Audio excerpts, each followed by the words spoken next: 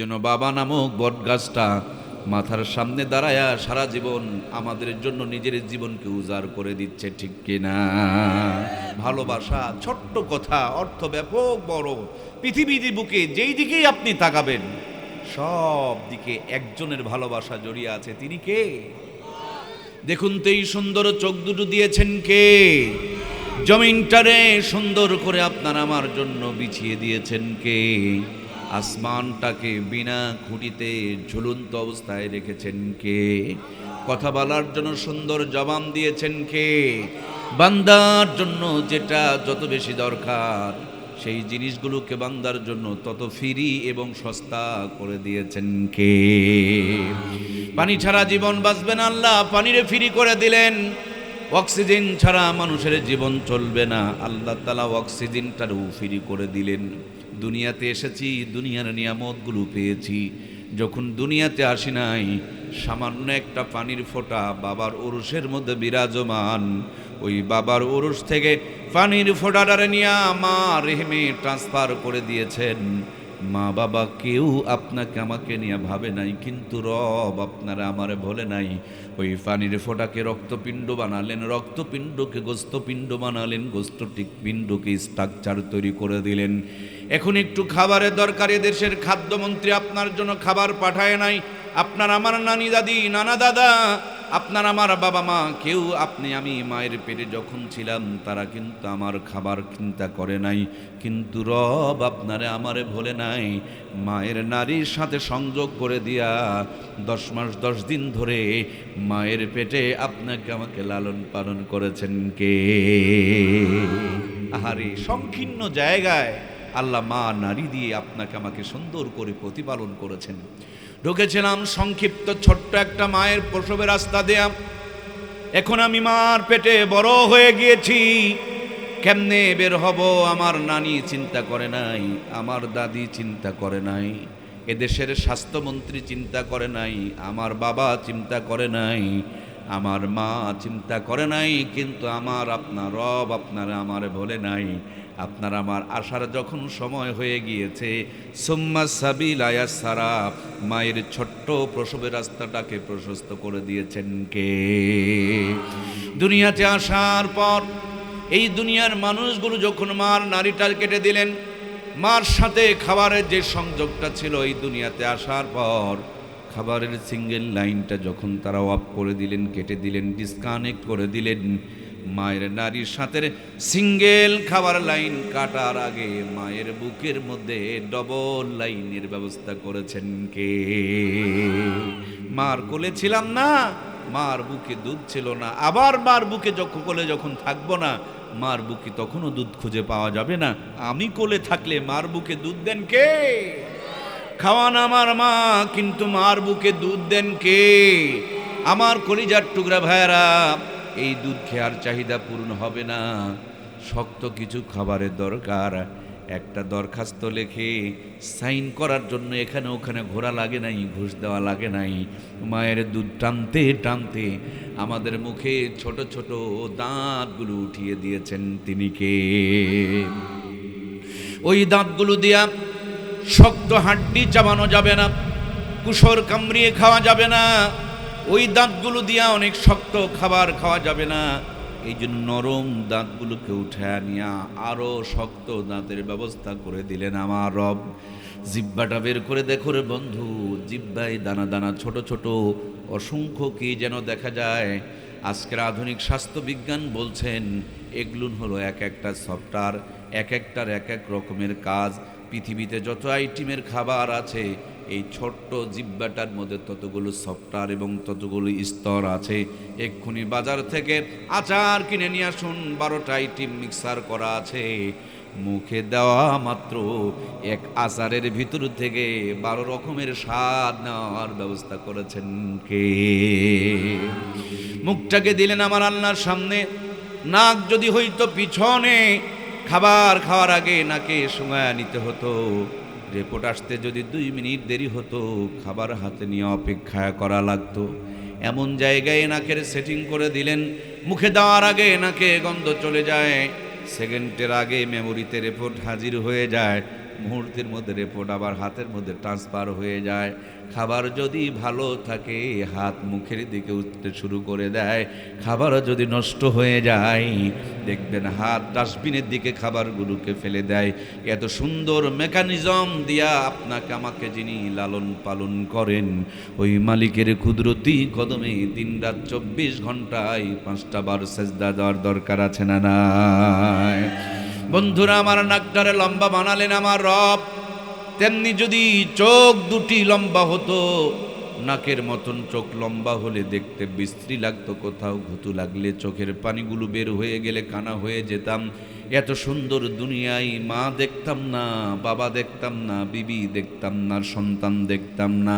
নাকের চাইতে চোখ বড় দামি, আল্লাহ ভিতরে দিয়া দিলেন, সাইড দিয়ে সুন্দর করে একটা কভার দিয়ে দিলেন, আবার সেটাও যেন নষ্ট না হয় তার জন্য উপরে একটা শাটার দিয়ে দিলেন। এই পৃথিবীতে এত সুন্দর যিনি দুটি চোখ দান করেছেন, ওই মালিকের দেওয়া চোখ দিয়া মালিকের সব চাইতে বড় নিয়ামত কোরআনুল কারীমটা দেখে দেখে তেলাওয়াতের দরকার আছে না নাই? বন্ধুরা, আমার সিরাজগঞ্জের সাথী জড়ানো পাবনা জেলা, মাঝে মাঝে যাওয়ার দরকার, সফর করা দরকার। পাবনায় গিয়া দেখবেন পাগল গারদ নামক একটা জায়গা আছে, যেখানে পাগলদের চিকিৎসা করা হয়। নিজেকে এত ধনী আর জ্ঞানী ভাবিও না, পাগল গারদে গিয়ে দেখো তোমার চাইতে দেখতে বহু সুন্দর সুদর্শন মানুষগুলো ভর্তি হয়ে আছে। পাগল গারদে গিয়ে দেখো তোমার চাইতে অনেক লেখাপড়ায় ভালো ছিল সেই ছাত্রগুলো সেখানে ভর্তি হয়ে আছে। পাগল গারদে গিয়ে দেখো তোমার চাইতে বড় ব্যবসার মালিক সেখানে কিন্তু পড়ে আছে। পাগল গারদে গিয়ে দেখো, সেখানে গিয়ে দেখতে পাবা তোমার চাইতে সুন্দর চাকরিওয়ালা যুবকটাও কিন্তু ওখানে পড়ে আছে। যার বাড়ি ছিল, যার গাড়ি ছিল, যার ব্যবসা ছিল, যার চাকরি ছিল, যার বিবি ছিল, যার সন্তান ছিল, সব ছিল, কিন্তু মাথার কোনো একটা তার ছিঁড়ে গিয়েছে, নার্ভটা ডিসকানেক্ট হয়ে গিয়েছে। লোকটি এখন পাগল, আপন পর বোঝে না, ভালো মন্দ চিনতে পারে না, নিজের পায়খানা নিজের গায়ে মাখে, পলিথিন কুড়ায় কুড়ায় রাস্তার মধ্যে এই শীতের দিনে ভেজা কাপড় উপরে দাঁড়িয়ে থাকে। আহারে আমার কলিজার টুকরা ভাইয়েরা, সব দেওয়ার পর আমার রব যদি মাথার ওই তারটাকে ডিসকানেক্ট করে দিতেন, সংযোগটাকে যদি একটু বন্ধ করে দিতেন, আপনি আমিও পাগল হয়ে এই সিরাজগঞ্জের কোনো রাস্তার মোড়ে পাতলা কাপড় উপরে, ভিজা কাপড় উপরে পলিথিন কুড়াইয়া দাঁড়ায় থাকতাম, ঠিক কিনা? যে মালিক এত সুন্দর করে আপনারা আমারে বানালেন, যে মালিক এত সুন্দর করে আপনাকে আমাকে এখনো পর্যন্ত সুস্থ রাখলেন, আমার কলিজার টুকরা ভাইয়েরা, ওই মালিকের দেওয়া মাথাটা মালিকের কুদরতি কদমে সকাল সন্ধ্যা লাগানোর দরকার আছে না নাই? দুনিয়ার বুকে তাকিয়ে দেখুন, আমাদের নওগাঁ বগুড়া, আমাদের নওগাঁ পরশা সাপাহার, এরপরে চাপায় নবাবগঞ্জ, কি সুন্দর গাছে গাছে আম। আবার দিনাজপুরে গিয়ে দেখেন গাছে গাছে লিচু। আবার সিলেটের জমিনে গিয়ে দেখেন পাহাড়ের মাথায় ওই ডালে ডালে পাতা সুন্দর চার বাগান। আবার দক্ষিণ অঞ্চলে গিয়ে দেখেন পানির ভিতরে কত রকমারি মাইটিমের মাছ। আর সিরাজগঞ্জের জমিন তো বাংলাদেশের মধ্যে একটা উন্নত জমিন। এই জমিনে আমও হয়, জামও হয়, কাঁঠালও হয়, লিচু হয়। একই জমিনে আম গাছ লাগিয়েছেন, আমের স্বাদটা এক মতন, কাঁঠালের টার এক মতন, লিচুর টার এক মতন, লিচু গাছের সাথে নারিকেল গাছ। হাইরে কি সুন্দর করে গাছের মাথায় রুটি আর পানি অপেক্ষায় রয়েছে। ওই নারিকেল গাছের কন্যারে খেজুরের গাছ, শীতের দিন আসলে কার ইঙ্গিত পেয়ে আপনাকে আমাকে গলাটা কেটে রসপান করাইতেছে। খেজুর গাছের নিচে ওই মরিচের গাছ, মুখে দিলে আগুন ধরে যায়। মরিচের গাছের সাথে নিম গাছ, মুখে পাতা দিলেও মুখটা তিক্ত হয়ে যায়। নিম গাছের সাথে আবার টক গাছ লাগিয়েছেন, তেঁতুল গাছ, মুখে দিলে মুখটা ত্বক হয়ে যায়। তেঁতুল গাছের সাথেই লাগিয়ে রেখেছেন কুশারের গাছ। প্রত্যেকটা গিরায় গিরায় আপনার আমার জন্য সুন্দর করে শরবত রেডি করে রেখেছেন কে? এত নিয়ামত দিয়ে যিনি লালন পালন করেন, যদি কি তাকাবেন শুধু তার ভালোবাসা, তার রহমত আর তার নিয়ামত। এই জন্য একটা মানুষের মেমোরি যদি ভালো থাকে, মাথা যদি সুস্থ থাকে, ওই মানুষটা আমার আল্লাহর কুদরতের প্রেমে পড়ে যাবে, ঠিক কিনা? সে মানুষটা আমার আল্লাহকে খুঁজবে, সে মানুষটা আমার আল্লাহর সাথে প্রেম করতে চাইবে। এই জন্য আল্লাহ তাআলা আজ থেকে ১৫০০ বছর পূর্বে কোরআনুল কারীম নাজিল করে আমাদেরকে আল্লাহর সঙ্গে প্রেম করার একটা তরিকা সিস্টেম শিখিয়ে দিয়েছেন। আমার আল্লাহ বলেছেন, কুল ইন কুনতুম তুহিব্বুনাল্লাহ ফাত্তাবিউনি ইউহিব্বুকুমুল্লাহ ওয়া ইয়াগফির লাকুম যুনুবাকুম ওয়াল্লাহু গফুরুর রহিম। আল্লাহ বলেন, নবী গো, দুনিয়ার মানুষেরা যদি আমি আল্লাহকে ভালোবাসতে চায়, ফাত্তাবিউনি, আপনার যেন ইত্তেবা করে, ইউহিব্বুকুমুল্লাহ, তাহলে আমি আল্লাহ ভালোবাসা দিয়া জিন্দেগির গুনাহগুলোকে মাফ করে দেব। এই যে উপরে দেখেন আলো জ্বলছে, লাইট জ্বলছে, লাইটের একটা সুইচ কিন্তু নিচে আছে ভাইরা। নিচের সুইচে চাপ দিলে উপরের আলোটা জ্বলে অথবা অফ হয়ে যায়। আমার রব আরশে আজিমে সুইচ দিলেন জমিনে মুহাম্মদুর রাসূলুল্লাহ সাল্লাল্লাহু আলাইহি ওয়াসাল্লামকে, নবীজিকে মহব্বত করলে আল্লাহ ভালোবাসা দিয়ে জিন্দেগির গুনাহ মাফ করে দিবে। সুবহানাল্লাহ। তাহলে আল্লাহকে ভালোবাসতে হলে নবীজিকে ভালোবাসার দরকার আছে না নাই? কেমনে নবীজিরে ভালোবাসবেন? নবীজি মদিনা রওজাতে ঘুমানোর আগে সুন্দর করে আপনার আমার জন্য বলে গেলেন, মান আহাব্বা সুন্নতি ফাকাদ আহাব্বানি ওয়া মান আহাব্বানি কানা মাই ফিল জান্নাহ। যেই ব্যক্তি আমার সুন্নতকে মহব্বত করলো, আল্লাহর হাবিব বলেন, সে যেন আমাকে মহব্বত করলো। আর যে আমাকে মহব্বত করলো, মদিনাওয়ালা বলেন, তারা আমার সঙ্গে জান্নাতে প্রবেশ করবে। সুবহানাল্লাহ হয়নি? জোরে বলেন না সুবহানাল্লাহ। আমার যুবক বন্ধুরা, আপনাদের মেহমানের জন্য আমি গাড়িতে বসেছিলাম, কান বেঁধে আছি, দেখতেছি আমার যুবক ভাইদের শরীরে একটা গেঞ্জি, কি তাকবীর দিচ্ছে আর আমাদেরকে রিসিভ করে নিয়ে আসতেছে। আমি বলছিলাম যে দেখেন এ পাগলদের কারবার, দেখেন এদের গায়ে একটা মাত্র গেঞ্জি, আর এরা কিভাবে শীতের মধ্যে আমাদেরকে সামনে মোটরসাইকেল চালায় রিসিভ করে নিয়ে যাচ্ছে। বলে এদের ভিতরে মাহফিলের ভালোবাসা, ওলামা ইকরামের ভালোবাসা, এই সুন্দর বাগানটা লাগিয়েছে, এই জন্য ইয়ং বয়সে, যুবক বয়সে ঠান্ডা তাদের কাছে তুচ্ছ হয়ে গিয়েছে। এদের কাছে হাজার কষ্ট যেন সব মামুলি কারবার হয়ে গিয়েছে। আমার কলিজার টুকরা প্রাণপ্রিয় ভাইয়েরা, আপনি আপনার মেহমানকে বিশ্ব রোড থেকে রিসিভ করে মাহফিল পর্যন্ত নিয়ে এসেছেন, কিন্তু আপনি একজনের মেহমান, তিনি হলেন মুহাম্মদুর রাসূলুল্লাহ। সেই নবীর ওয়াফাতের পূর্বক্ষণে জিবরাইল আমিন এসে বলেন, নবী গো, আপনার বিদায়ের পর আপনার দেহ মোবারক আল্লাহ রব্বুল আলামিন আরশ আজিমে রাখতে চাই, এই ব্যাপারে আপনার পারমিশন এবং পরামর্শ কি? আল্লাহর নবী বলেন, আমি আরশ আজিমের কাছে যেতে চাই না, আমি আমার উম্মতের সঙ্গে মদিনা রওজাতে থাকতে চাই। আমার আল্লাহকে বলে দিও, কিয়ামতের দিন আমার সুন্নতওয়ালা উম্মতদেরকে সাথে করে নিয়ে আমার রবের জান্নাত উদ্বোধন করব। হিসাবটা হলো, আপনারা গাড়ি নিয়ে গিয়ে ওই সাইদাবাদ নাকি সাইদাবাদের মোড়ে দাঁড়িয়েছিলেন আপনাদের মেহমানের জন্য। নবীজি মদিনা রওজায় আপনারা আমার জন্য দাঁড়িয়ে আছেন, আপনারা আমার জন্য ইন্তজার করছেন, ওয়েটিং করছেন, অপেক্ষায় রয়েছেন। এখনো পর্যন্ত মনে হয় রওজাত হাত থেকে দুইখানা হাত উত্তোলন করে হাতছানি দিয়ে ডাকতেছেন, উম্মত সুন্নতগুলোকে জিন্দা করো, আমি নবী তোমাদেরকে সাথে করে নিয়ে জান্নাত উদ্বোধন করব। সুবহানাল্লাহ। সম্মানিত প্রিয় ভাইয়েরা আমার, আমি বড় কষ্ট করে এসেছি, বড়ই ক্লান্ত। আপনারা অনেক রাত পর্যন্ত জেগে আছেন, অনেক কষ্ট করে জান্নাতের বাগানটা সাজিয়েছেন। অসংখ্য সমস্যা আমাদের মাঝে বিরাজ করছে, এর ভিতরে দিয়ে আমাদের কিছু কথা বলতেই হবে। সমাজের প্রত্যেকটা পরতে পরতে রোগ ধরেছে, ঘুণে ধরেছে, অন্যায় অনাচারে ভরে গিয়েছে। এই সমাজকে সেখান থেকে যদি বাঁচাতে হয়, অনেক কথা বলার দরকার, কিন্তু সময় হবে না। তার জন্য মাত্র একটা কথা বলবো, মানুষের অনেকগুলো যদি রোগ হয়, ডাক্তারের কাছে গেলে দেখবেন অনেকগুলো ঔষধ না দিয়ে একটা ঔষধ দেয়, নাম তার অ্যান্টিবায়োটিক। এক অ্যান্টিবায়োটিক খেলে সব রোগ ভালো হয়ে যায়। কথা কি বোঝা যায়? সেম কায়দায় আমি একটাই মাত্র কথা বলবো, আল্লাহর হাবিব সাল্লাল্লাহু আলাইহি সাল্লামের সুন্নতের কথা বলবো। আমার বন্ধুরা, যিনি আওয়ামী লীগের আদর্শ মেনে চলেন তাকে আওয়ামী লীগ বলে, বিএনপির যিনি আদর্শ মেনে চলেন তাকে বিএনপি বলে, এরশাদ চাচার আদর্শ যিনি মেনে চলেন তাকে তো জাতীয় পার্টি বলে, আর নবীর আদর্শ যিনি মেনে চলেন তাকে নবীর উম্মত বলে। নবীর মতে মত সেইটা নবীর উম্মত। আমার সাথে আপনারা একটু খালি সহযোগিতা করবেন, আমি 90% বলবো, শেষের 10% একটু আপনারা সাপোর্ট দিবেন।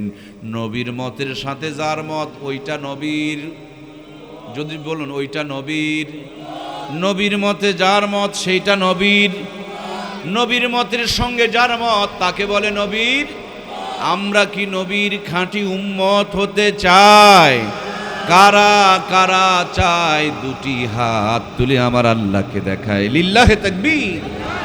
পুরাপুরি হাতগুলো একটু পুরাপুরি তুলুন, আর শাজিম থেকে আমার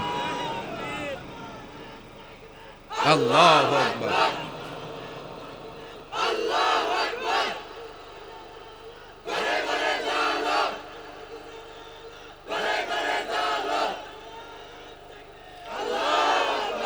আলহামদুলিল্লাহ, আমরা নবীর খাঁটি উম্মত হতে চাই। আল্লাহ আমাদেরকে কবুল করুক, বলুন আমিন। একেই বলে সিরাজগঞ্জের মাটি। প্রত্যেকটা যুবক একেবারে বারুদের মতন। আল্লাহ এদেরকে ইমাম হাসান আর হুসেনের উত্তরসূরি হিসাবে কবুল করুক, আমরা পড়ি আমিন। সম্মানিত প্রাণপ্রিয় ভাইয়েরা, তাহলে নবীর মতে মত তাকে বলে নবীর উম্মত। একটা লোক, কষ্ট নেবেন না তো আবার, একটা লোক আওয়ামী লীগ দাবি করে কিন্তু গাড়ির সামনে ধানের শীষের পতাকা ঝোলে, বলুন তো লোকটা ভালো না ধোঁকাবাজ? আর একটা লোক বিএনপি দাবি করে কিন্তু তার গাড়ির সামনে নৌকার পতাকা ঝোলে, বলুন তো এই লোকটা ভালো না ধোঁকাবাজ?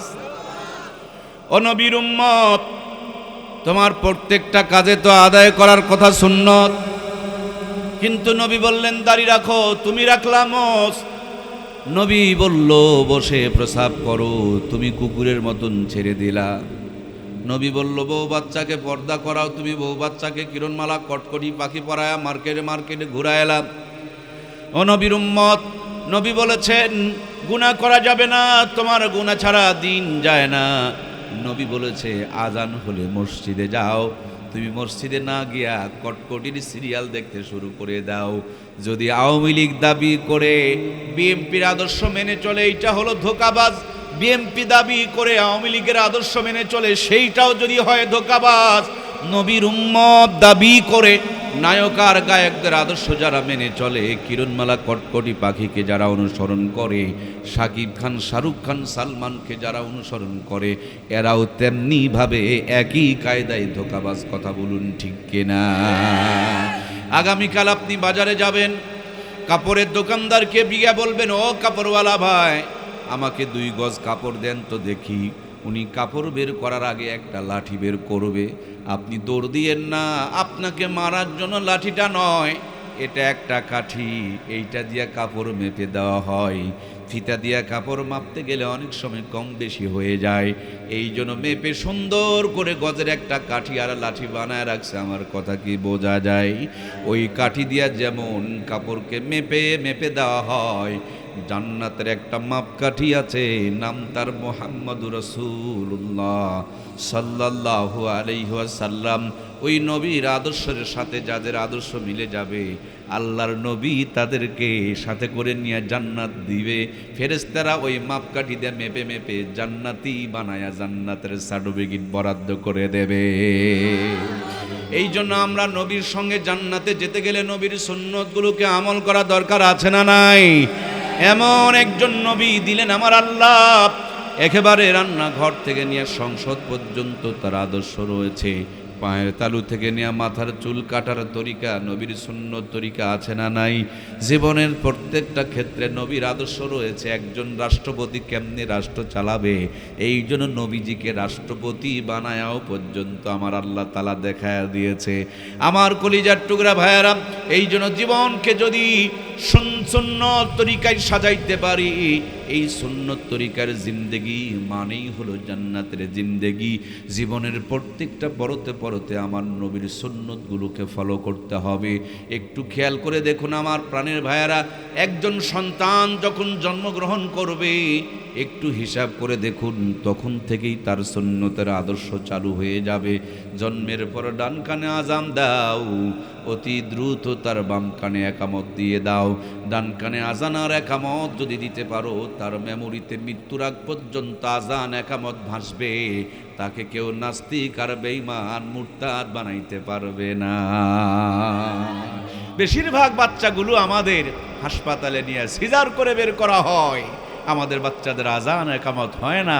এই জন্য মুসলমানের ঘরে এখন নাস্তিক মার্কা সন্তান পয়দা হচ্ছে। কথা বলুন ঠিক কিনা? বন্ধুরা আমার, বিগত ফ্যাসিস্ট আমলে জাতীয় কবি নামক একজন ভণ্ড বলেছিল, আমার কাছে আজান যখন মনে হয় আজানের চাইতে বেশ্যার আওয়াজ বেশি ভালো লাগে। আমি চিন্তা করলাম, আরে আজানের সাথে কত নোংরা একটা তুলনা দিল, কারণটা কি? পরে হিসাব করে দেখেছি কিছু কিছু বাচ্চা পতিতালয়ে জন্ম নেয়, যাদের ডান কানে আজান বাম কানে একামত হয় নাই, প্রথমে বাজে আওয়াজ ঢুকেছে, ওই আওয়াজটায় তাদের মেমোরিতে বাজতেছে। ঠিক কিনা? সকালবেলা যদি আপনি বড় একটা পেঁয়াজ দিয়ে পান্তা খান, দুপুরে বিরিয়ানি খেলেও বৈকালবেলা ঢিকুর তুলে দেখবেন পেঁয়াজেরই গন্ধ বের হবে। কথা বলুন ঠিক কিনা? এই জন্য জন্মের পরেই আজান দিয়ে দাও, বাম কানে একামত দিয়ে দাও, এটা সুন্নতের প্রথম ডোজ। কিছুদিন পূর্বে আপনারাও শুনেছেন কলিজায় রক্তক্ষরণ হয়েছে, কিন্তু প্রতিবাদ করা যায় নাই। একজন বেয়াদব বলল, ফজরে আজান যখন হয়, ফজরে আজানের চাইতে আমার কাছে কাউয়ার আওয়াজ ভালো লাগে। জোরে বলেন না নাউজুবিল্লাহ। আমি চিন্তা করলাম, আরে এত নোংরা কথা কেমনে মুসলমানের সন্তান বলতে পারে? পরবর্তীতে চিন্তা করে দেখলাম, শহরে গিয়ে দেখবেন বড় বড় প্লাস্টিকের ডাস্টবিন আছে যেখানে ময়লা রাখা হয়। কিছু সন্তান জন্ম হয় যাদের বাপ মার কোনো পরিচয় নাই, এদেরকে কাগজে ঢুকায়া পেপারে ল্যাপটায়া ওই ডাস্টবিনের কিনারে ফেলে দিয়ে আসা হয়। আর কিছু নিঃসন্তানী মানুষেরা সকালবেলা লেফলাইট করতে গিয়ে কুড়িয়ে তুলে নিয়ে আসে। ওদের জন্মের পর আজান তো ঢুকে নাই, একামত কানে আসে নাই, ডাস্টবিনারের কিনারে পড়েছিল, কাউয়ার আওয়াজ প্রথমে কানে ঢুকেছিল। এই জন্য মৃত্যুর আগ পর্যন্ত ওই আওয়াজটাই তাদের মেমোরিতে বাজে। ঠিক কিনা? সম্মানিত প্রাণপ্রিয় ভাইয়েরা আমার, এই জন্য জন্মের পরেই ডান কানে আজান বাম কানে একামত দাও। কেন জন্মের পর ডান কানে আজান বাম কানে একামত দিবেন? কারণ আমাদের বাচ্চাগুলো যখন জন্ম হয়, জন্মের পরে কিন্তু আমাদের বাচ্চাদের 6টা টিকা দেওয়া লাগে। সিরাজগঞ্জের শিক্ষিত ভাইয়েরা কয়টা টিকা দেওয়া লাগে? টিকা দেওয়ার পর খেয়াল করে দেখবেন বাচ্চার জ্বর হয়, বাচ্চার কষ্ট হয়, তারপর বাবা মা টিকা কেন্দ্রে নিয়ে সন্তানকে টিকা দেওয়ায়। কেন টিকা দেওয়ায় জানেননি? এই টিকা যদি দেওয়া যায়, মৃত্যুর আগ পর্যন্ত 6টা রোগ থেকে আপনার সন্তান নিরাপদ হয়ে যায়, রোগ প্রতিরোধ ক্ষমতা বেড়ে যায়। ছোট বডিতে যখন টিকার সাথে রক্তের সাথে মিশে গিয়া এমন একটা মেজারমেন্ট, এমন একটা ইমিউনিটি পয়দা হবে, ও রোগ আক্রমণ করতে আসবে কিন্তু আপনার সন্তানকে রোগ ঘায়েল করতে পারবে না। এই জন্য আপনি আপনার সন্তানকে ছোট্টবেলাতে টিকা দিয়েছেন, যেমনি রোগ থেকে বাঁচানোর জন্য তার চাইতে বেশি জরুরি সন্তানটা যেন নাস্তিক না হয়, মুরতাদ না হয়, বেঈমান না হয়। এই জন্য কোরআন সাহাবায়ে কেরামদের সন্তান যখন ভূমিষ্ঠ হতো, এই কলিজার টুকরা ছেলেগুলোকে নিয়ে আল্লাহর হাবিবের দরবারে হাজির হওয়া যেত। রহমাতুল লিল আলামিন জান্নাতি জবান দিয়ে আজোয়া খেজুরকে চাবায়া চাবায়া নরম করে বাচ্চাদের ঠোঁটে তুলে দিত। আমার ভাইয়েরা, নবী যে আজকে নাই, নবীর উত্তরসূরি উলামায়ে কেরাম রয়েছেন। ইন্নাল উলামা ওয়ারাসাতুল আম্বিয়া, তাদের কাছে নিয়ে যাও, যেই জবানের চগুলখুরি হয় না, মিথ্যা কথা কয় না, হারাম খায় না, কোরআন তেলাওয়াত করে, জিকির করে, দরুদ শরীফ পড়ে, ওরকম জবান দিয়া যদি আপনার সন্তানের জবানকে উদ্বোধন করায় নিতে পারেন, আমি চ্যালেঞ্জ করে বলতে পারি জীবন চলে যাবে, আপনার সন্তানের মুখ থেকে কোনো দিন নাস্তিকের মতন কথা বের হবে না। এর জন্য জবানটা উদ্বোধন করে নিতে হবে আল্লাহওয়ালা থেকে। ছেলেটা যখন বড় হয়ে যাবে, আপনার ডাক্তার বানানোর স্বপ্ন থাকতে পারে, রাষ্ট্রপতি বানানোর স্বপ্ন থাকতে পারে, মন্ত্রী বানানোর স্বপ্ন থাকতে পারে, কোনো সমস্যা নাই, কিন্তু ভুলেও আগে ডাক্তার বানাতে যায়েন না। আগে কিন্তু ডাক্তার বানাতে যাওয়া যাবে না, আগে এমপি বানানোর ফিকির করা যাবে না। কারণ এগুলো মুসলমানের সন্তান, প্রথমে এগুলোকে ইমানদার বানায় নিতে হবে। কথা বলুন ঠিক কিনা? সম্ভবত এখানে আসার কিছুক্ষণ আগে আমি যখন সিরাজগঞ্জ গোল চত্বর পার হচ্ছিলাম, তখন মোবাইলে দেখলাম 8 বছরের একটা ছোট্ট মেয়েকে ধর্ষণ করে মেরে ফেলে দিয়েছে। আহারে বাংলার মুসলমান, কুকুরের বাচ্চাকে মারলে আন্দোলন হয়, কুকুরের বাচ্চাকে মারলে জেলখানায় যাওয়া লাগে, কিন্তু মানুষকে যারা মারে এখনো পর্যন্ত সাথে সাথে তাদেরকে অ্যারেস্ট করা হয় না। কথা বলুন ঠিক কিনা? কুকুরের জন্য দরদ দেখায়, কিন্তু মানুষের তাদের কলিজায় কোনো দরদ। আমরা দেখলাম এই নিটিজেন, সিটিজেন, বিডিজেন এগুলো যে কোন জেন আল্লাহ ভালো জানে। আমার জেন মানে ওই যে রক্তের মধ্যে একটা গ্রুপ থাকে না, জেন থাকে না, আমার তো মনে হয় এদের কুকুর মার্খা জেন। মানুষ মার্খা জেন হলে মানুষের ব্যথায় তারা ব্যতীত হওয়ার কথা ছিল। কথা বলুন ঠিক কিনা? আমরা দেখেছি শাপলা চত্বরে যখন আলেমদেরকে ব্রাশ ফায়ার করে মারা হলো, এই সমস্ত বেয়াদবদেরকে কোনো আন্দোলন করতে দেখা যায়নি। কথা বলুন ঠিক কিনা? পিলখানায় যখন 57 জন সেনা অফিসারকে শেষ করে দেওয়া হলো, এরা কুকুর বললে আন্দোলন করলেও সেদিন তাদেরকে কোনো আন্দোলনে খুঁজে পাওয়া যায়। এই 24-এর গণ অভ্যুত্থানে যখন প্রায় 2000-এর মতন মানুষকে ব্রাশ ফায়ার করে মারা হলো, তখনও কিন্তু এই কুত্তা মার্খা মানুষগুলোকে রাস্তায় আন্দোলন দেখা যায়নি। কথা বলুন ঠিক কিনা? কুকুরকে মেরেছে যারা অন্যায় করেছে, তাদের শাস্তি পাওয়ার হক, তারা শাস্তি পাবে। কিন্তু তোমরা কুকুরের বেলায় মুখ খোলো আর মানুষের বেলায় মুখের মধ্যে আঙ্গুল দিয়ে থাকো, এই তোমাদের এই নষ্টামি আর ভণ্ডামি জাতির সামনে ওপেন হয়ে যাচ্ছে। কথা বলুন ঠিক কিনা?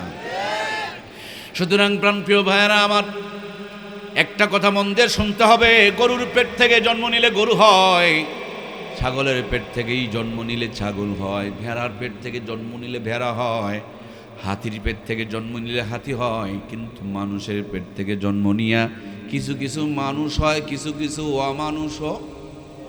কিরে ভাই, সিরাজগঞ্জের ভাইরা, কি সবগুলো কি মানুষ হয়? সবগুলো কি মানুষ হয়? বাংলাদেশে যতগুলো মানুষ দেখা যায় সবগুলো মানুষ না, কিছু কিছু অমানুষও আছে না নাই? সত্যি করে বুকে হাত দিয়ে বলুন তো দেখি, আমার দেশে বর্তমানে মানুষ বেশি না অমানুষ? অমানুষ কোনোদিন বাপ মাকে ভাত কাপড় দেবে না, মানুষ কোনোদিন বাপ মাকে ঘর থেকে বের করে দিতে পারে। মানুষ কোনোদিন তার বউটারে পাতলা কাপড় পরা মার্কেটে ঘোরায় দেশের মানুষকে জাহান্নামের দাওয়াত দিতে পারে? মানুষ কোনোদিন পাতলা কাপড় পরে মাজা কমর বের করে কলেজে, ভার্সিটিতে, বিশ্ববিদ্যালয়ে লেখাপড়ার নাম দিয়া পতিতাবৃত্তি করতে পারে না। মানুষ কোনোদিন আলেমদের বিরুদ্ধে লাগতে পারেন না। মানুষ কোনোদিন এদেশে চাকরি করবে আর এদেশের বন্ধু এদেশের গুলি দিয়া মানুষের বুককে ঝাঁঝরা করবে, এগুলো কিন্তু মানুষ কোনোদিন করতে পারে না। বর্তমানে বাস্তব যেটা অবস্থা চলছে, মানুষের চাইতে অমানুষের সংখ্যা বেড়ে গিয়েছে। ঠিক কিনা? আমরা কি মানুষের বাপমা হতে চাই না অমানুষের বাপমা? আমরা কারা কারা মানুষের বাপ মা হতে চাই? আর একটা বারের জন্য দুটি হাত তুলে আমার আল্লাহকে দেখে, আল্লাহ আমরা ফ্রেশ মানুষের বাপ মা হতে চাই। আল্লাহ তোমার নবীর উত্তরসূরিদের বাবা মা হতে চাই। আমাদের ঘরে ঘরে ভালো মানুষ তুমি দান করে দাও, জান্নাতে মানুষ দান করে দাও। বলুন আমিন। ভাইয়ের আমার একটু কান লাগান, একটু আমার দিকে দেখেন। এটার নাম কি? যত টাকার মোবাইল হোক না কেন, এই মোবাইলটা কেনার পর একটা জিনিস ভিতরে ঢুকাইতে হয়, নাম কি বলতে পারেন? সিম কার্ড ঢুকাইতে হয়। এই তো জ্ঞানী গুণী মানুষের পরিচয়। আমার মোবাইলে যদি আমি গ্রামীণের সিম তুলি তাহলে তো বাংলালিংকে নেটওয়ার্ক পায়। কথা বলেন না রে ভাই, পায় বাংলালিংকের পায়। কি তুলি, যেটা তুলি সেটাই পাই। আমি আপনাদেরকে ওই কথাটাই বোঝাইতে চাই। গ্রামীণের সিম তুলবেন, খেতে গেলে গ্রামীণের নেটওয়ার্ক, মসজিদে গেলে গ্রামীণের নেটওয়ার্ক, বাজারে গেলে গ্রামীণের নেটওয়ার্ক, অফিসে গেলে গ্রামীণের নেটওয়ার্ক। মানুষকে যিনি বানিয়েছেন, মানুষগুলো যেন জাহান্নামে না যায়, জান্নাতের নেটওয়ার্ক যেন পায়, এই জন্য জান্নাতের নেটওয়ার্ক ধারণের জন্য কোরআনুল কারীম নামক নিয়ামতটা দান করেছেন কে? মোবাইল বানানেওয়ালা মোবাইলের ভিতরে ছোট্ট করে একটা সিমের কভারের চেম্বার বানিয়ে দিয়েছেন। সেম কায়দায় মানুষ বানানেওয়ালা মানুষকে দুনিয়াতে পাঠানোর পর এই মানুষগুলো কেমনে তার মেমোরিতে কোরআনুল কারীমকে সেটিং করবেন, তার জন্য প্রথমেই বলে দিয়েছেন ইকরা বিসমি রাব্বিকাল্লাযী খলাক। ও মানুষ, ডাক্তার, মাস্টার, ইঞ্জিনিয়ার বানানোর আগে একটু ইমানদারটা বানায় নাও না? এই মোবাইলে যা করবা করো, তার আগে একটু সিম কার্ডটা ঢুকায় নাও না? যদি একবার সিমটা ঢুকাইতে পারো, যেখানেই থাকবা তুমি গ্রামীণের নেটওয়ার্ক পাবা, মেসেজ পাবা, কল ঢুকবে, ভিডিও কল হবে। সেম কায়দায় কেউ যদি তার কলিজায় কোরআনকে ডাউনলোড করে নিতে পারে, মেমোরিতে কোরআনুল কারীমটারে জায়গা করে দিতে পারে, ও ডাক্তারি করবে, মাস্টারি করবে, ইঞ্জিনিয়ারি করবে, এমপিগিরি, মন্ত্রীগিরি করবে, পথ হারাবে না, কম্বল চুরি করবে না, গম চুরি করবে না, চাঁদাবাজি করবে না। কথা বলুন ঠিক কিনা? এই জন্য মানুষের রব বলেছেন, ও মানুষ শোনো, তোমাদেরকে আমি বানালাম, কিন্তু তোমরা যদি নিজেদেরকে জান্নাতের নেটওয়ার্কে আওতায় নিতে চাও, নিজেকে যদি জান্নাতি বানাতে চাও, আমাদেরকে আগামীকাল মাহফিলে যেতে হবে। ওই যে কুমিল্লা মাহফিলে যেতে হবে। কুমিল্লা মাহফিলে যাওয়ার জন্য তাদের কাছে বললাম, তারা আমাদেরকে লোকেশন পাঠিয়ে দিয়েছে। আপনাদের সিরাজগঞ্জে ঢোকার আগে দেখলাম আমার এখান থেকে সময় লাগবে প্রায় 7 ঘন্টার সমপরিমাণ সময়। কত কিলোমিটার দূরে, কত ঘন্টার সময় লাগবে, কোন দিক দিয়ে যেতে হবে। সামনে যদি রাস্তার মোড় আসে, 4 মাথা রাস্তা হলে 3টা কিছু হবে না, কিন্তু যেটা আমার রাস্তা ওইটা সুন্দর করে সবুজ হয়ে যাবে। আমার ভাইয়েরা, আমরা তো সবাই আদম আর হাওয়ার সন্তান। ওই জান্নাত থেকে দুনিয়াতে এসেছি, আবার দুনিয়াদারি করে জান্নাতে আমরা যাব ফিরে। কথা বলুন ঠিক কিনা? রাস্তা যেন না হারায়, পথ যেন না হারায়, এই জন্য আল্লাহ তাআলা জান্নাতের লোকেশন নামক কোরআনুল কারীম দান করে দিয়েছেন। ও মানুষ শোনো, কোরআনটাকে কলিজায় ঢুকায় নাও। সুদের বস্তার টাকা যখন আসবে, ভিতরে ঈমান থাকলে লাথি মেরে ফেলে দিবে। কথা বলুন ঠিক কিনা? আমার প্রাণপ্রিয় ভাইয়েরা আমার, এখান থেকে ঢাকা বাসে চড়ে যাওয়া যায়, ট্রাকে চড়ে যাওয়া যায়, মোটর সাইকেলেও যাওয়া যায়। বাস, ট্রাক রাস্তা ভুল করতে পারে, কিন্তু আর একটা জিনিসে চড়ে যাওয়া যায়, তার নাম হলো ট্রেন। একবার যদি সুন্দর করে গিয়া যমুনার পশ্চিম পার্শ্ব থেকে ট্রেনে চড়ে বসতে পারেন, একবার যদি সুন্দর করে গিয়া ট্রেনে চড়তে পারেন, ঢাকার ট্রেনে চললে আপনি চিটাগাং যাবেন না, ঢাকার ট্রেনে চললে আপনি সিলেট যাবেন না, ঢাকার ট্রেনে চললে আপনাকে চিন্তা করতে হবে না, কারণ ট্রেনের লাইনই তো মাত্র 2টা, একটা ডান দিকে আর একটা বাম দিকে। ঘুমিয়ে পড়বেন, নাক ডাকতে শুরু করবেন, ট্রেন গড় গড় গড় গড় গড় গড় করে গড়তে গড়তে সকালবেলা ঢাকা পৌঁছায় দিবে। জীবন নামক রেলগাড়িটা কোরআন সুন্নাহর লাইন দিয়ে যদি সাজাইতে পারেন, ছেলেটাকে, মেয়েটাকে, ভাইটাকে, বোনটাকে কোরআন সুন্নাহ রাস্তার উপরে যদি তুলে দিতে পারেন, এই জীবন নামক রেলগাড়িটা ডাক্তারি, মাস্টারি, ইঞ্জিনিয়ারি, এমপিগিরি, মন্ত্রীগিরি, রাষ্ট্রপতিগিরি করবে, কোনো দিন পথ হারাবে না, হালাল খাবে, সত্য কথা বলবে, ইসলামের পথে চলবে, 5 ওয়াক্ত নামাজ পড়বে। জীবনের শেষ নিঃশ্বাস যখন ত্যাগ করার সময় হয়ে যাবে, জবানে কালেমা চালু হয়ে যাবে, নবীজিকে দেখা যাবে, আল্লাহর জান্নাতের ফেরেশতারা রিসিভ করার জন্য অপেক্ষায় থাকবে। কথা বলুন ঠিক কিনা? এই জন্য প্রাণপ্রিয় ভাইয়েরা আমার, জীবনকে সাজাতে হবে কোরআন সুন্নাহর সুন্দর করে রং দিয়া। সেই জন্যই তো আল্লাহর হাবিব বলেছেন, মান আহাব্বা সুন্নতি ফাকাদ আহাব্বানি ওয়া মান আহাব্বানি কানা মাই ফিল জান্নাহ। যেই ব্যক্তি আমার সুন্নতকে মহব্বত করলো, সে যেন আমারে মহব্বত করলো, আর যে আমাকে মহব্বত করলো, আল্লাহর হাবিব বলেন, আমার সঙ্গে জান্নাতে প্রবেশ করবে। আমার প্রাণপ্রিয় ভাইয়েরা, সেজন্যই তো আল্লাহ রব্বুল আলামিন আপনাকে আমাকে জান্নাতে নেওয়ার জন্য কোরআনুল কারীম নামক এই নিয়ামতখানা দান করেছেন। এই কোরআনুল কারীম আরশে আজিমে ছিল, তার মর্যাদা বেড়েছে, ফেরেশতা নিয়ে এসেছেন, ফেরেশতার সর্দার হয়ে গিয়েছে, পাথরের পাহাড়ে নাজিল হয়েছে, আলোর পাহাড় হয়ে গিয়েছে, একটি মাসে নাজিল হয়েছে। রমজান মাসটা 11 মাসের মধ্যে সেরা আর দামি হয়ে গিয়েছে। এই কোরআনুল কারীম একটি মোবারক রাত্রে নাজিল হয়েছে, লাইলাতুল কদর খায়রুম মিন আলফি শাহর, 1000 মাসের চাইতে উত্তম হয়ে গিয়েছে। এই কোরআনুল কারীম যে কাগজে লেখা হয়েছে তার দাম বেড়েছে, যেই কাপড় দিয়ে জড়ানো হয়েছে ওই জুজদানের দাম বেড়ে গিয়েছে, যে কাঠের উপরে পড়া হয় তারও দাম বেড়ে গিয়েছে। এই কোরআনুল কারীম যে আলেমরা কলিজার মধ্যে নিয়েছে, ওই আলেমদের দুনিয়া আখিরাতে দাম বাড়িয়ে দিয়েছেন কে? মানুষ খালি মরিচুকার পিছনে দৌড়ায়, মানুষ মনে করছে হুজুর বানালে ভাত পাবে না। ভাইজান বানায়া দেখো না, ভাত খাবে না, বিরিয়ানি খেয়ে শেষ করতে পারবে না, ঠিক কিনা? বাংলার জমিনে আলেমদের চাইতে সুখে আর কেউ। নাস্তিকদের বড় মাথা ব্যথা, ওরা মনে করেছিল হুজুররা ভাত পাবে না, এখন হুজুরেরা হেলিকপ্টারে করে ঘুরে, কথা বলুন ঠিক কিনা?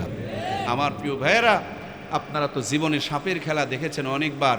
সাপে তো আর খেলা হয় না, তাবিজ বেচার জন্য নিয়ে যায় বাক্সতে, জোরে করে একটা তালি মারে আর বলে, এই কামড়া কামড়ি করিও না, এক্ষুনি 3 মাথা 4 মাথাওয়ালা সাপ বের হবে। এগুলো কথা বলে আর তাবিজ বিক্রি করে, কথা কি বোঝা যাচ্ছে? এর আগে চলতো বাদর খেলা, বাদর একটু লাফালাফি করে আর মায়েদের কাছ থেকে চাল নাই, তারপরে তারা বাদর খেলা দেখতো। এর কিছুদিন পরে আমরা শুনতে পেলাম একজন আওয়ামী লীগের লিডার ভাই বলতেছিল খেলা হবে। কি শামীম ওসমানের কথা ভুলে গেলেন নাকি? কি বলছিল না? কি হবে? কি হবে? এখন খেলা হচ্ছে, মগর প্লেয়ার আছে নাকি? প্লেয়ার নাই। আর একজন বলল পালাবো না, তাকে পাওয়া যাচ্ছে নাকি? যিনি বলছেন পালাবো না তাকেও খুঁজে পাওয়া যাচ্ছে না। হ্যাঁ, সামনে তো আবার শুরু হয়ে গেল বিশ্বকাপের খেলা, আর্জেন্টিনা, ব্রাজিল, মেসি আর নেইমার, কথা বলুন ঠিক কিনা? জীবনে তো বহু খেলা দেখেছেন। আমি নওগাঁ থেকে এসেছি, একটা চমৎকার 10 মিনিটের যদি জান্নাত আর জাহান্নামের খেলা দেখাতে চাই, আপনাদের ধৈর্য আছে তো ইনশাল্লাহ? জান্নাত আর জাহান্নামের খেলা দেখবেন তো ইনশাল্লাহ? সত্যি মজার খেলা, জীবনে যত খেলা দেখেছেন সবচেয়ে চমৎকার খেলা। জান্নাত আর জাহান্নামের খেলাটা দেখতে হলে আমাকে 2টি প্লেয়ার দিতে হবে। 1 নম্বরে একটা প্লেয়ার দিবেন। 1 নাম্বার, কয় নাম্বার বলুন না, কয় নাম্বার? 1 নম্বর প্লেয়ার, আবার 2 নম্বর চলবে না। 1 নম্বর প্লেয়ার জমির আল ঠেলতে পারে কি? পারে নাকি? যেটা জমির আল ঠেলে এটা কি 1 নম্বর প্লেয়ার হতে পারে? 1 নম্বরের প্লেয়ারের বউ বেটি কিন্তু কিরণমালা কটকটি পরে নাকি? 1 নম্বর প্লেয়ারের ঘরের মধ্যে কখনো কটকটির আওয়াজ বের হয়? 1 নম্বর প্লেয়ার কখনো গ্রামীণ ব্যাংক ঠেঙ্গামারা আশার সবুজ সঙ্গে বউ বন্ধক থেকে টাকা তুলতে পারে? প্লেয়ারটা হতে হবে 1 নম্বর। বর্তমানে 1 নম্বর প্লেয়ারের বড় অভাব, কথা বলুন ঠিক কিনা? তারপরে 1 নম্বর প্লেয়ার আছে বলেই দুনিয়া রেখেছেন কে? যেদিন 1 নম্বর প্লেয়ার থাকবে না, সেদিন আমার আল্লাহ এই দুনিয়া রাখবে। পুরা সিরাজগঞ্জ জেলা খুঁজে কি 1 নম্বর প্লেয়ার পাওয়া যাবে না? অবশ্যই পাওয়া যাবে। প্লেয়ারটা যেন 1 নম্বর হয়। 1 নম্বর নাম দিয়া 2 নম্বর প্লেয়ার হলে খেলা জমবে। এই জন্য প্লেয়ারটা যদি রিক্সা চালক হয়, ভ্যান চালক হয়, ইমামও হয়, মুয়াজ্জিমও হয়, সিরা কাপড় পরনেওয়ালা হয়, বেড়া ঘরে থাকনেওয়ালা হয়, তাতে কোনো সমস্যা, খালি যেন প্লেয়ারটা 1 নম্বর হয়। আর একটা প্লেয়ার লাগবে 2 নম্বর। কয় নম্বর? মানে যত 2 নম্বরই ওর কাছে পাওয়া যাবে। 2 নম্বর প্লেয়ারদের কোনো টাকার অভাব, ডান দিক দিয়ে খায়, বাম দিক দিয়ে খায়, টেবিলের উপর দিয়ে খায়, নিচেরটা খায়, ভাইয়েরটা খায়, বোনেরটা খায়, জমির আল ঠেলে খায়। নর্মাল পাবলিকে তো খায়। আমার এলাকার কিছু নেতা আছে রে ভাই, এরা রডও খায়, সিমেন্টও খায়, ইটও খায়, বালুও খায়, খোয়াও খায়, পাথরও খায়, টিনও খায়, তালও খায়, চালও খায়, ডালও খায়। সরকারে যদি বাথরুম আসে, টয়লেট আসে, পায়খানা আসে, এইটার কোনো ছাড় কি গো? সিরাজগঞ্জের ভাইরা মন খারাপ করলেন নাকি? আমি তো সিরাজগঞ্জের কথা বলিনি, যারা খায় তাদের কথা বললাম রে ভাই। যারা খায় না তাদের কথা আমি বলতে চাইও না। হাই খাওয়া খাই গো, খাওয়ার যন্ত্রণায় বাতাসেই পেটের ফুঁড়ি উঠে ফুলে যায়, খাই করে বেড়ায়। খবর নিয়ে দেখেন রাত্রেবেলা মাত্র 2টা রুটি খায়, অথচ সারা জীবন খালি খাই করে বেড়ায়। 2টা রুটি খেয়েও হজম করতে পারে না, তখন গ্যাসের বড়ি র্যাব আর সার্জেল খুঁজে বেড়ায়, কথা বলুন ঠিক কিনা? 1 নম্বর প্লেয়ার, এই 1 নম্বর প্লেয়ারটা 1 নম্বরই হবে। 2 নম্বর প্লেয়ারের নাম বলা দরকার নাই, অনেকে আবার মনে কষ্ট পাবে। 2 নম্বর প্লেয়ারটা যেমন ভাসুরের নাম বলা যায় না, তেমন 2 নম্বর প্লেয়ারের নাম বলা যাবে। 2 নম্বর প্লেয়ারের বাড়ি গাড়ি কোনো অভাব নাই। ওই 2 নম্বর প্লেয়ারের 20 তলা বিল্ডিং ঘরে একটা সিসি ক্যামেরা লাগাও, আর 1 নম্বর প্লেয়ারের ভাঙা ঘরে, কুড়া ঘরে, বেড়া ঘরে আর একটা সিসি ক্যামেরা লাগাও। বিশ্বকাপের খেলা দেখার মতন বড় করে একটা পর্দা টাঙাও। একদিকে 1 নম্বর প্লেয়ারের সংযোগ দাও, আর একদিকে 2 নম্বর প্লেয়ারের ঘরের সংযোগ দাও। মরা লাগবে না। জীবনে যত খেলা দেখেছেন সবচেয়ে চমৎকার খেলা চলছে, কথা বলুন ঠিক কিনা? 1 নম্বরের প্লেয়ারের বাড়িতে কিছুই নাই, তারপরও জান্নাতের বাতাস বয়।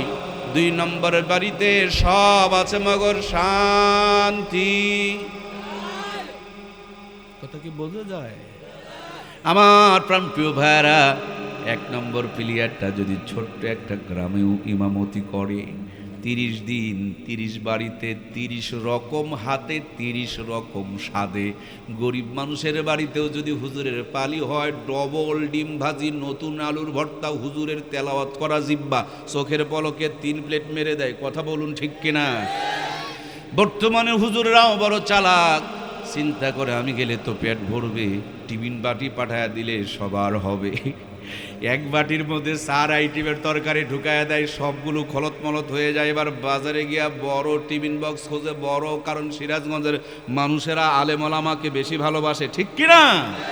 আমার সিরাজগঞ্জের কলিজার টুকরা ভাইয়ারা, উনি 12 তালার টিফিন বক্স কিনে নিয়ে এসেছেন, আর হাটের দিন ভাবি 25 আইটেমের ফর্দি লিখে দিয়া হাতে 2টা ব্যাগ ধরায়া দিয়া বেচারিকে বাজারে পাঠায় দিয়েছেন। উনি বাজার করতে করতে মাত্র 35 আইটেম করেছেন। 35 মানে মাসে তো মাত্র 1 দিন। আল্লাহর বান্দি একা রান্না করতে পারে না, পাশের বাড়ি থেকে আরো 2 জন হায়ার করেছে। হুজুর 12 তালা টিফিন বক্স পাঠাইছে, উনি 14 আইটেমের তরকারি রান্না করে অপেক্ষায় রয়েছে। 12 তালা 12 আইটেম দেয় ভর্তি, এখনো পর্যন্ত 2 আইটেম বাকি, প্লাস্টিকের বাটিতে সাজায়া দেয়। যারা খায় খায় করে না, আল্লাহর উপরে ভরসা রাখে, তাদের দিকে তাকায় দেখেন, বাজারে যাওয়া লাগে না, টাকা খরচ করা লাগে না, আগুনের কিনারে দাঁড়িয়ে কষ্ট করে রান্না করা লাগে না। একজনার খাবার 3-4 জন খায়, তারপর শেষ হয় না। এই দুনিয়াতে কোরআনের পক্ষে যারা আছে, 1 নম্বরই পথে যারা আছে, আজও পর্যন্ত জান্নাতি রাজকীয় রিজিক তাদেরকে দান করেন কে? ওই 1 নম্বর প্লেয়ারটা যদি একটু বড় হয়, মিজানুর রহমান আজহারীর নাম তো শুনেছেন, শোনেন নাই? মামুনুল হকের নাম তো শোনেন নাই? খালিদ সাইফুল্লাহ আইয়ুবীর নাম কি শুনেছেন?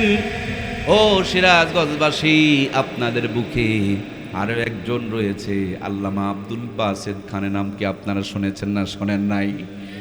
এই 3-4 জন প্লেয়ার আপনাদের সৈয়দাবাদে মোড়ে 4 দোকানে বসেছে। 4 দোকানদার যদি চিনতে পারে এটা মামুনুল হক, মিজানুর রহমান আজহারী, আব্দুল বাসেদ খান আর খালিদ সাইফুল্লাহ আইয়ুবী, চিনতে পারলে বলুন তো, দোকানে তো আদর যত্ন আপ্যায়ন কম হবে? খাওয়ার পর যখন বিল দিতে গিয়েছে, ঠেলাঠেলি করে কে কার আগে বিল দিবে ঠেলাঠেলি চলতেছে। দোকানদার হাতটা বুকে জড়িয়ে নিয়ে উল্টা চুমু দিয়ে পকেটে 5,000 টাকা ঢুকায়া দিয়ে বলে, হুজুর বুঝতে পারি নাই আপনারা আসবেন, নইলে 1 সপ্তাহ আগের থেকে আমি দোকানকে প্রস্তুত করে রাখতাম। নাতিদের কাছেও গল্প করে আমার দোকানে একবার আইবু সাহেব, মামুন সাহেব আর আব্দুল বাসেদ খান সাহেব এসেছিলেন। আমার প্রিয় ভাইয়েরা, 4 দোকানে যদি যায়, চাওয়ালা চা খাওয়ায় মগর বিল নেয় না, পানির দোকানে যায় পানওয়ালা পান খাওয়ায়, পান বেঁধে দেয়, মগর বিল নেয় না। রিক্সায় যদি চড়ে, রিক্সাওয়ালা রিক্সায় করে নিয়ে যায়, হাতের মধ্যে চুমু খায়, মগর বিল নেয় না। দুনিয়াতে আমরা এমপি মন্ত্রী দেখেছিলাম, যতদিন ক্ষমতা ততদিন সালাম, যেদিন ক্ষমতা চলে যায় জনগণ ঝাঁটার জুতা নিয়ে তাদেরকে খুঁজে বেড়াই, কথা বলুন ঠিক কিনা? কোরআনওয়ালারা মুকুটহীন এমন এক সম্রাট, এদের কোনো রাজত্ব নাই, এদের মাথায় কোনো এমপি মন্ত্রীর মুকুট নাই, এদের স্পেশালি কোনো ফোর্স নাই, কিন্তু আল্লাহর সাথে কানেক্টেড বড় ভালো। এই দুনিয়াতে যতদিন বেঁচে আছেন, আল্লাহ তাআলা তাদেরকে ইজ্জতজনক রিজিক দান করতেছেন। হিংসুকেরা হিংসা করে মামুনুল হকের উপরে ধর্ষণের মামলা দিয়ে দিল। শ্বশুর বাড়িতে জেলখানায় যাওয়ার আগে মামুনুল হকের যেই সম্মান ছিল, জেলখানার থেকে বের হওয়ার পর সম্মান তো কমেছে না বেড়েছে? আমার ভাইরা, ছোট্ট বক্তা রফিকুল ইসলাম মাদানিরে ধরে নিয়ে হাতের মধ্যে বিড়িটা ধরা দিয়া, পাতলা ছোট্ট পোশাক হাফ প্যান্ট পরায়া, নগ্ন মেয়েকে দিয়া কি সুন্দর করে শুটিং বানালো তার ইজ্জতকে কেড়ে নেওয়ার জন্য। ওরা ইজ্জত কেড়ে নিতে চায়, আর কোরআনের পক্ষে থাকার কারণে ইজ্জত বাড়ায়া দেন কে? আমাদের কুষ্টিয়ার বক্তা আমির হামজা নাম কি চেনেন আপনারা? বেচারিকে নিয়ে সেই টর্চার করা হলো, এখনো পর্যন্ত তিনি স্বাভাবিক হতে পারে নাই, কিন্তু ওরা ইজ্জত কেড়ে নিতে চেয়েছে। জেলখানার থেকে বাড়ার পর ওদের ইজ্জতকে আরো বাড়িয়ে দিয়েছেন কে? বাংলার জমিনে কোরআনের পাখি নামক একজন বিখ্যাত তাফসির কারক ছিলেন আল্লামা সাঈদী। আহারে, ধর্ষণের মামলার আসামি বানায়া যাবজ্জীবন দেওয়া হলো, ষড়যন্ত্র করে লোকটিকে মেরে দেওয়া হলো। আজকে যদি তিনি বেঁচে থাকতেন, বাংলার কোনো ময়দানে যদি আগমন করতেন, বলুন তো দেখি এমন কোনো ময়দান আছে জায়গা দেওয়া কি যেত? যেই চোরগুলো ওদের উপরে অপবাদ দিয়েছিল, তারা যদি কোনো ময়দানে যায়, বিল্ডিং পায়, বাড়ি পায়, ক্ষমতা পায়, বিরানি পায়, টাকা পায়, তারপরও জনগণ পায় না। যদি একটু উলটপালট হয়ে যায়, তখন চেয়ার ভাঙাভাঙি শুরু হয়ে যায়। এই দুনিয়াতে কোরআনের পক্ষে যারা আছেন, এদেরকে স্পেশালি রাজকীয় মর্যাদা দান করেছেন কে? মর্যাদা যদি দেখতে চান, কখনো কখনো আমাদের সঙ্গে হবেন। সেদিন দিনাজপুরে এক মাদ্রা মাহফিলে গিয়েছিলাম, না হলেও প্রায় 50 আইটেমের খাবার সামনে দিয়েছে। আমি বললাম, এতটুকু পেটে কি অত খাবার জোটে? তিনি বললেন, হুজুর, এটা মনের আবেগ আর মনের ভালোবাসা একসাথে আসলে হয়তো খাবো না, তার জন্য আনতে আসে আর আনতে আসে, আনতে আসে আর আনতে আসে। আমি বলি, এত খাওয়ায়েন না, মরে যাব তো। বলে, না না, মরবেন না। আলেমদের জন্য সাধারণ মানুষের কলিজায় এই ভালোবাসা ঢুকিয়েছেন কে? আমি আমার ওস্তাদ আহমদ শফি সাহেবকে দেখেছি, হযরতের জুতাগুলো ছাত্ররা বগলের মধ্যে নিয়ে দাঁড়িয়ে থাকতেন। উনি চলতে পারতেন না, তারপরও তাকে কাঁধের মধ্যে করে নিয়ে দর্শের মধ্যে নিয়ে যাওয়া হতো, নিয়ে আসা হতো। কোরআনের পক্ষে যারা ছিলেন, কোরআনের পক্ষে যারা আছেন, যদিও হিংসুকেরা হিংসা করছেন, কিন্তু কোরআনওয়ালাদেরা কোনো পর্যন্ত মর্যাদা বাড়িয়ে দিয়ে রেখেছেন কে? পক্ষান্তর, ওই যে বললাম 2 নম্বর, মনে কি আছে? রাতের 3টায় 15 লাখ টাকা বিটকেসে নিয়ে লম্বা একটা আগরবাতি টানতে টানতে বাড়িতে যায়। সিরাজগঞ্জের মানুষেরা কি আগরবাতি খায়? খায় খায়। হায় হায় হায়, যে যত ভদ্রলোক, তার আগরবাতির দাম তত। গরু ছাগল পায়খানা করার সময় খায় না, আর এই ভদ্রলোকদের বাথরুমে না খাইলে পায়খানা ক্লিয়ার। সকালবেলা চোখ ডলবে আর জবান দিয়ে বলবে, আলহামদুলিল্লাহিল্লাযী আহইয়ানা বাদামা আমাতানা ওয়া ইলাইহিন নুশুর। ঘুমায় রাতের 3টায়, উঠে সকাল 11টায়। মুখ দিয়ে ধোঁয়া বের হয় না, মুখ দিয়ে খালি ভাটার মতন ভর ভর করে ধোঁয়া বের হয়। টয়লেটে গিয়া কষে মারে টান, উপরে সারে ফু আর নিচে পড়ে গু। আবার সার দোকানে গিয়া কয়, নামাজ না পড়লে কি হলো, ইমান ভালো আছে। এরকম বেকুব আছে না নাই? এরা কি পায়, কেন খায়? বিড়ি টিড়ি মদ গাঁজা বাবা ইয়াবা যারা খায়, এদের ঠোঁটগুলো দেখবেন কুকুরের পাছার মতন কালো হয়ে যায়। কথা বলছেন না কেন রে ভাই? মুখগুলো দেখবেন গাঁজা টানতে টানতে কয়রা হয়ে যায়। এদের হাত গন্ধ হয়, ওদের জামা গন্ধ হয়, ওদের কাপড় গন্ধ হয়, ওদের ঘর গন্ধ হয়। ওদের বউ কেমনে থাকে রে ভাই? ছি ছি ছি, জাতি কেমনি এগুলো খায়? যেটা গরু ছাগলও খায় না, এটা মানুষ কেমনি খায়? প্রায় আজ 20 বছর ধরে বক্তৃতা করছি, জাতি এগুলো খেও না। জাতি বরঞ্চ আরো উন্নতি করে। আগে টানতো বিড়ি, পরে টানে সিগারেট। ওয়াজ বাড়াইলাম, সিগারেটের মধ্যে ঢুকাইলো গাঁজা। ওয়াজ আরো পাওয়ার বাড়াইলাম, এবার গাঁজা বাদ দিয়ে এখন ডাল খায়, ডাল হয়ে যায়। ডাল খোরদের বলছি, আর ডাল খেও না রে ভাই। ওরা ডাল খাওয়া ছেড়ে দিয়ে এবার হিরোইন ধরছে।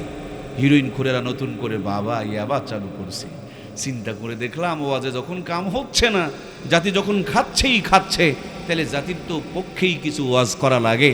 এই জন্য বাবাখোর, ইয়াবাখোর, বিড়িখোর, সিগারেটখোর, মদখোর, গাঁজাখোর, এরা যারা আছে, এদের পক্ষে বর্তমানে গবেষণা করে আমি 3টা উপকার খুঁজে পেয়েছি। যারা বিড়ি সিগারেট মদ গাঁজা বাবা ইয়াবা খায়, এগুলো খেলেও তাদের 3টা লাভ হয়। কয়টা প্রিয় ভাইয়েরা? এখন এরকম বিড়িখোর টিড়িখোর যদি থাকে, এরা বলবে যে হুজুর আসল কথা কইছেন, আমরা তো দলিল পাচ্ছিলাম না। আর সব ওয়াজ যদি ভালো মানুষের পক্ষে হয়, ওদের যদি কিছু ছাড়া পড়ে যায়, ওরা বলবে যে এটা পক্ষপাত হুজুর, খালি ভালো মানুষের ওয়াজ করে গেল, আমাদের কিছু বলে গেল না। এই জন্য বিড়িখোর ভাইদের জন্য মাত্র 10টা মিনিট সময় কি ব্যয় করা যেতে পারে? যেহেতু ওরা খায়, তাহলে ওদেরকে বলা দরকার আছে, ভাই খাও খাও খাও, জম্মের খাওয়া খাও। মুখের মধ্যে দুটা লাগাও, নাকের মধ্যে দুটা লাগাও, পারলে চোখের কোণাতেও লাগাও, আরও যদি কোনো জায়গা থাকে সেখানেও লাগাও। টানো আর টানো, জম্মের টানান টানো। শেষের যে টানটা মারে এই টানের আবার নাম রাখছে সুখ টান। আস্তাগফিরুল্লাহ। আশরাফুল মাখলুকাতের চরিত্র এটা কোনোদিন হতে পারে?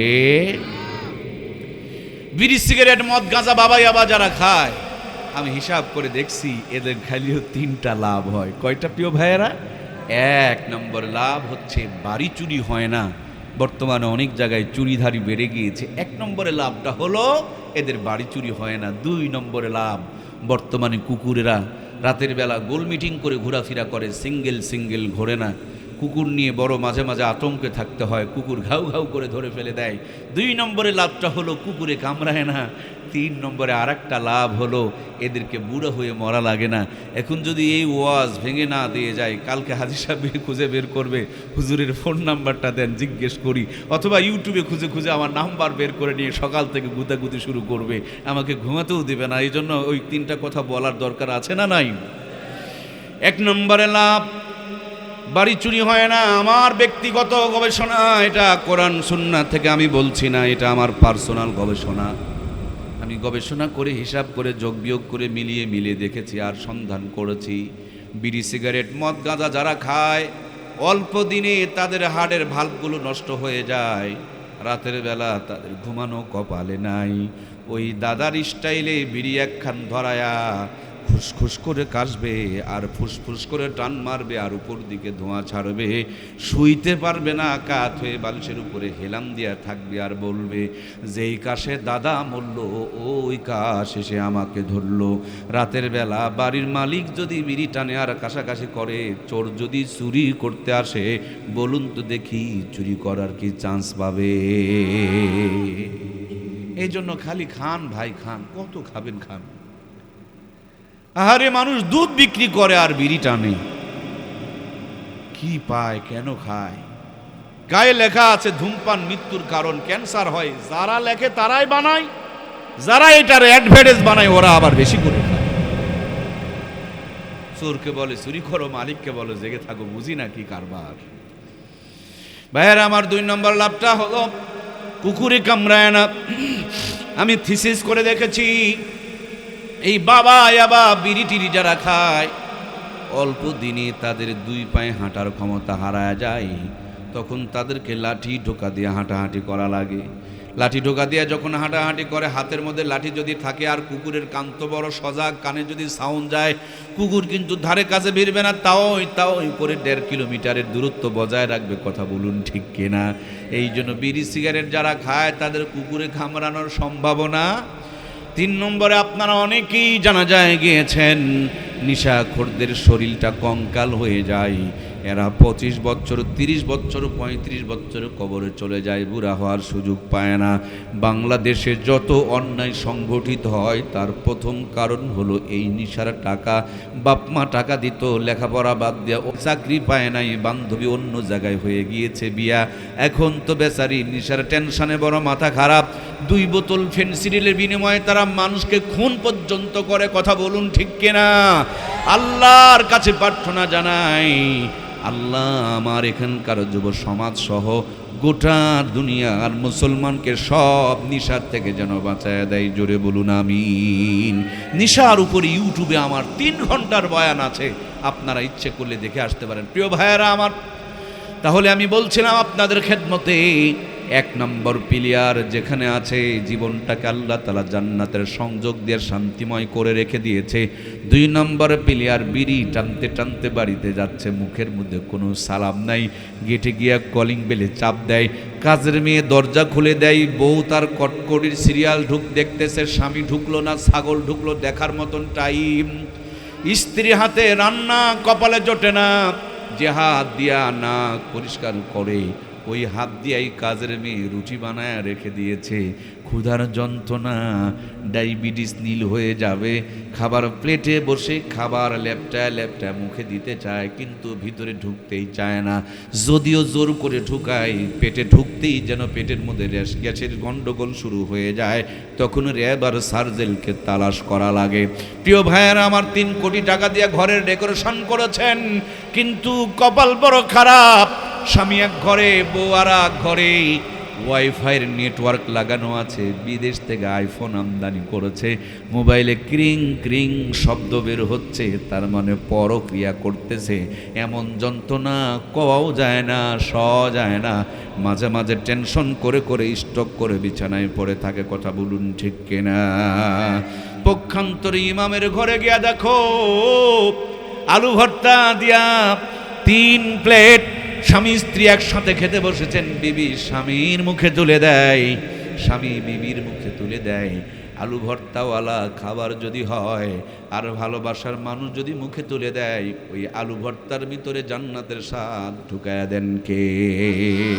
ভাঙা ঘরে ছিঁড়া খেতা সোজা করে হালাল বউকে বুকে জড়িয়ে ধরে ডান হাত গালের নিচে দিয়া কেবল একটু দোয়া পড়ছে, আল্লাহুম্মা বিসমিকা আমুতু ওয়া আহয়া। বিছানায় মাথা দিতে দেরি, জান্নাতের ঘুম আসতে দেরি লাগে না। আর 2 নম্বর পিলিয়ার 3টা করে ঘুমের বড়ি মারে, তারপরে কোনো কাম হয়। 1 নম্বর পিলিয়ারের বাড়িতে গিয়ে দেখেন এক গুন্ডার সন্তান আব্বা আব্বা বলে ডাকে।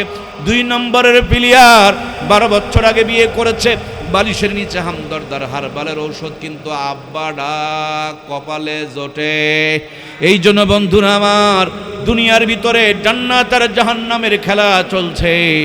আমরা 1 নম্বর প্লেয়ার যদি হতে পারি, কোরআনের পক্ষে যদি থাকতে পারি, সুন্নতের দলে যদি যোগ দিতে পারি, হালাল খাবার যদি খেতে পারি, দুনিয়ার জীবনটারে জান্নাতি জীবন বানিয়ে দিবেন কে? এরকম একজন জান্নাতি মানুষকে আমরা গত কিছুদিন আগে দেখে এসেছি। কোরআনওয়ালারা দুনিয়াতে সুখে থাকবে, কোরআনওয়ালারা বিদায় নেওয়ার পর কোরআনুল কারীম মাথার সামনে দাঁড়ায়া কিয়ামত পর্যন্ত কবরে জান্নাতের ঘুম পাড়ায়া দিবে। এই নদীর উত্তর দিকে যদি চলে যেতে থাকেন, দেখবেন যেতে যেতে ধরলা নামক একটা নদী পাওয়া যায়।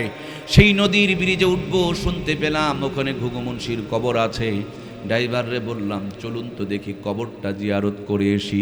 যায় দেখতেছি মাঠের মাঝখানে সুন্দর একটা বড় মাদ্রাসা, তার মাঝখানে সুন্দর একটা ফুল গাছ, আর ফুল গাছের নিচে একটা কবর।